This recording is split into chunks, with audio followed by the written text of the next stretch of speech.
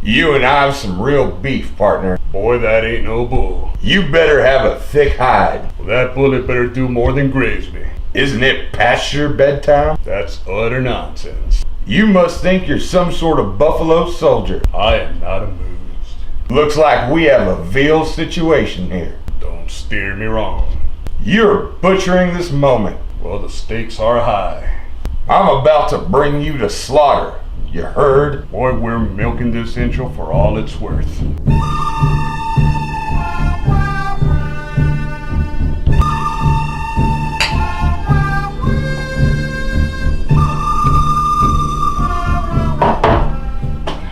Draw! Bro, what the f?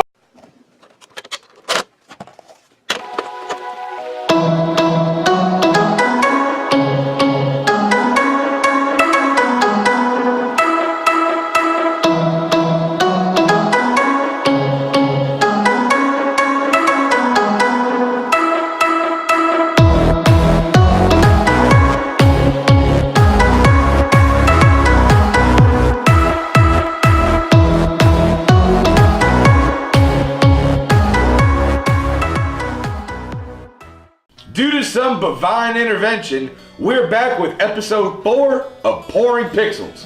He's Crotto, the habanero vaquero. Here's El Zaco, El Güero Jalapeno. And we are here to talk about the Wild West Cowboys of Moo Mesa. You better believe it. Wild West Cowboys of Moo Mesa is a Konami game bringing you back to the arcade platform as far back as 1992. Now, this game was consistent with a cartoon of the same name brought to you by artist Ryan Brown. That is correct. Now that game had some 4 characters. As you said, Ryan Brown, who was very famous for what cartoon? Teenage Mutant Motherfucking Ninja Turtles. Ever heard of them? Yes, you have. Yeah, so you had Colorado Kid, the Dakota Dude, and you had Marshall Moore and Buffalo Bull. Now, in the late 80s and early 90s, up to the mid 90s, Konami was the king of 4-player arcade games. You know, you had games like Teenage Mutant Ninja Turtles, the arcade game. Right. You had The Simpsons, you had Sunset Riders, you had Mystic Warriors. Yeah, you had X-Men, and you had Teenage Mutant Ninja Turtles 2, Turtles in Time, and what are we talking about today? Wild West Cowboys of Moo Mesa. Now, Konami did an excellent job in bringing a children's entertainment property and combining it with a video game. Were they the first to do this? Fuck no. We all know about the famous failure, which is E.T. on Atari, right? That's right. So as long as video games have been around, we've combined the entertainment aspect with what's out there with the interactive aspect of video games ever since video games were a thing in the home. But Konami said, you know what? We're gonna take this idea and we're gonna do it right. Yes, that is right. Now, 4-player action game was so much fun in the arcades. What is there to do on a Friday night with your friends? Drink some beer, play some 4-player arcade games, have some fun. It's awesome. And as you can see, we had some fun this weekend, didn't we? Yeah, we actually went live on location, had a few libations, and had a good old time doing our research for these games accordingly. Yes. Now, one thing that you're gonna notice about all these games, when we talk about Simpsons, X-Men, and Wild West Cowboys and Sunset Riders, understand that for all intents and purposes, they're pretty much the same game. They all share a lot of similarities. Yeah, I mean, Sunset Riders is a simple game. All you do is run and gun, shoot some people, get some upgrades, kill some bosses. Now, Cowboys of Moo Mesa is very similar to Sunset Riders. Right. However, it has the ability to bull rush. You press the 2 buttons, you have the attack, which is a shoot, and the jump, but you press both and you bull rush and you cause some havoc. Absolutely. These games were very basic in their day. They focused more on the presentation of what was visually available in the music. This is April on the own recording.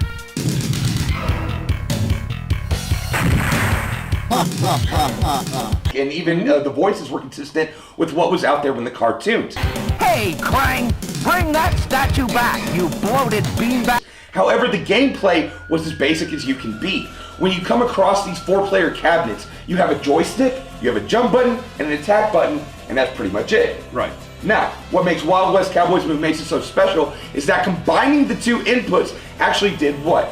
You bull rush. Bull Rush, right? Who else can Bull Rush? Can the Ninja Turtles Bull Rush? No, they have soft little heads outside their fucking shells, right? Can Sunset Riders Bull Rush? But no, they're gonna crush their little cowboy hats. But something like this made sense with Wild West Cowboys of Moo Mesa. Yeah.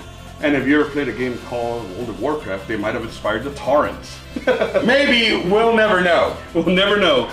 However, another fun thing about Cowboys of Moo Mesa that was pretty original is you could select your stages. Because it wasn't very linear.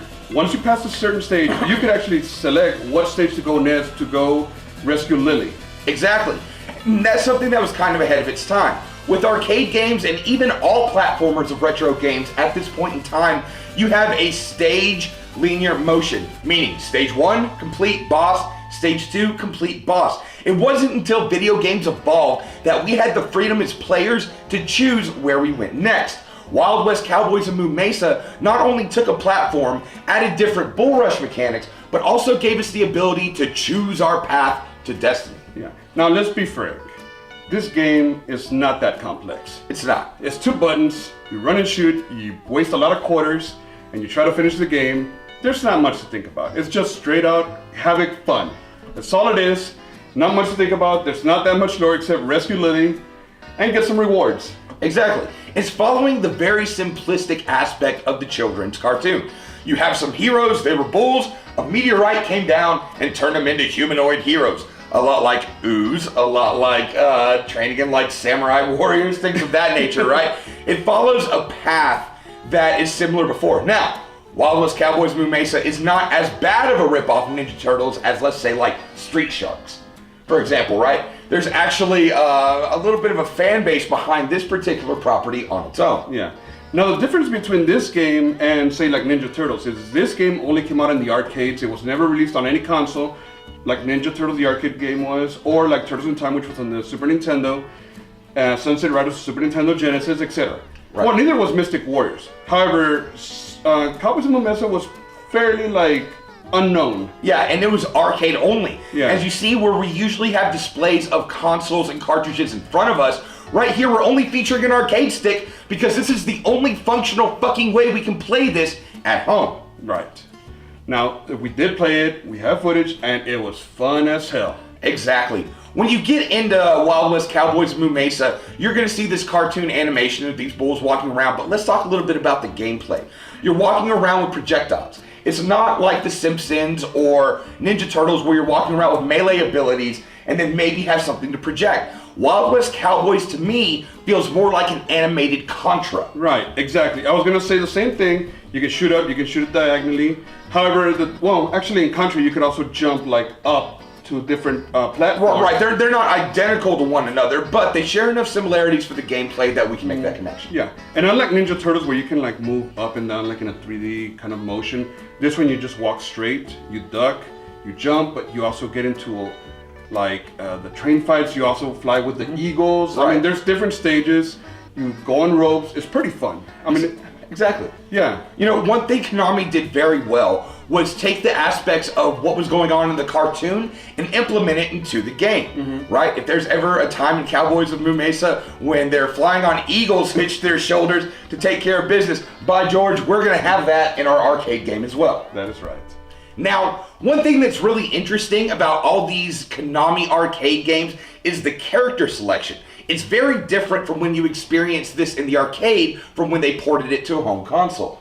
Absolutely. So in the arcade, you gotta know where you're gonna sit because there's 4 characters in games like Ninja Turtles, the arcade game, Turtles in Time, The Simpsons, and Cowboys Moo Mesa, and Sunset Riders. Right. So you sit on player 1 and you're gonna get Leonardo, you're gonna get Michelangelo, you're gonna get Donatello, Raphael. So if you sit in the wrong order, you're not gonna get your favorite character. Now games like Mystic Warriors, it's got 5 characters, so you can choose, you can pick and choose. Right. Or also a game like X-Men, there's 6 characters, so you can pick and choose, but not the other ones.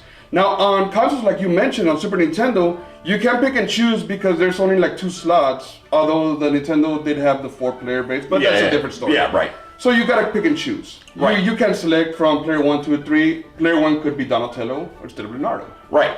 But if you go out to the arcade and you want it to be Homer Simpson, you better line up in that 3rd slot, homie, because otherwise you're not going to be able to play anybody else unless who's on that joystick. And you know, with our experience tonight, there was something really nostalgic about finding these old arcade machines because they still took quarters and tokens. We were down there on our hands and knees just pumping these tokens in, and then we had a lesson about old school cabinets today in 2019. You have to make sure that the slots corresponding with the character were even fucking working. Right.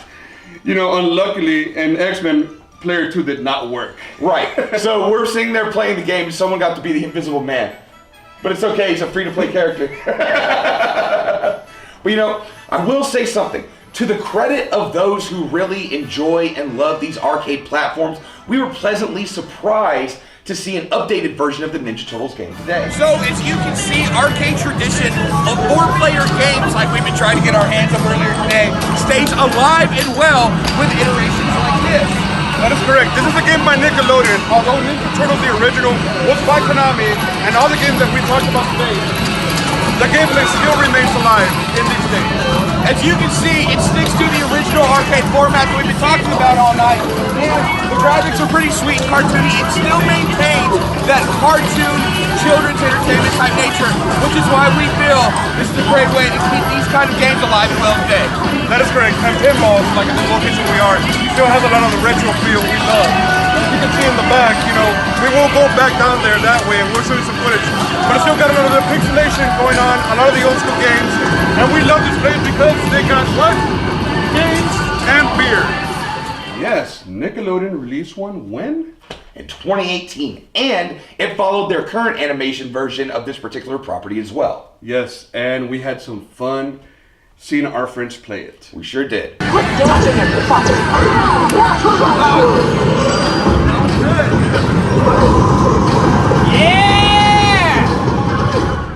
Speaking of beer, it wouldn't be an episode of Pouring Pixels if we did not have a beer to match our current game.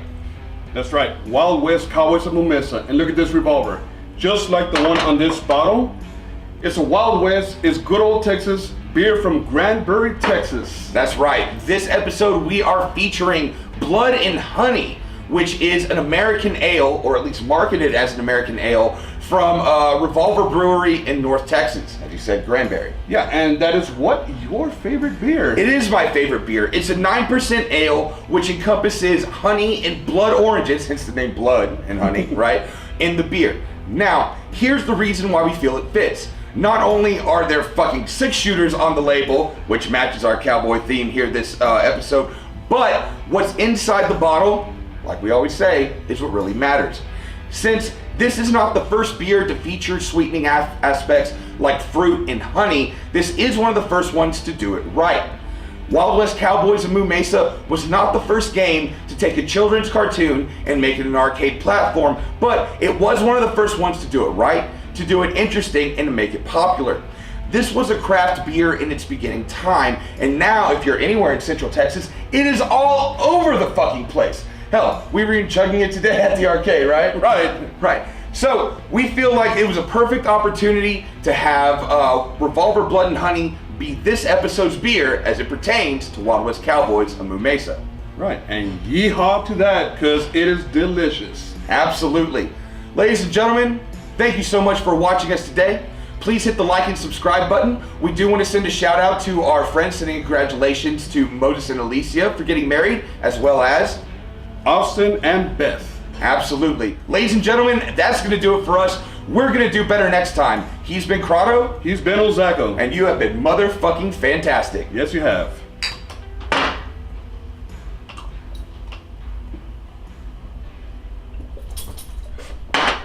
Yeehaw. Yeehaw!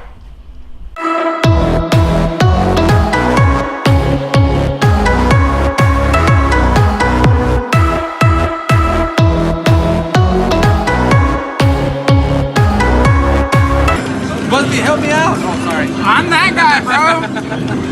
I'm the bad guys right now.